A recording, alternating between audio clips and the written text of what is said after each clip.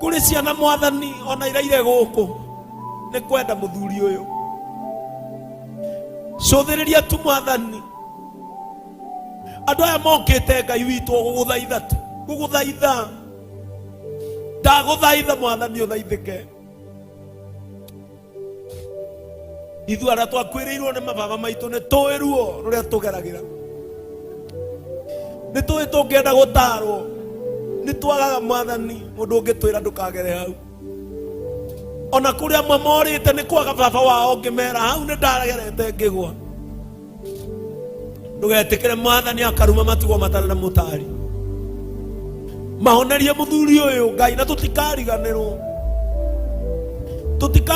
Ngai witu. We will never forget. And this is a promise that when you'll heal this man, we shall come back to the Shiloh mountain to thank you for what you've done.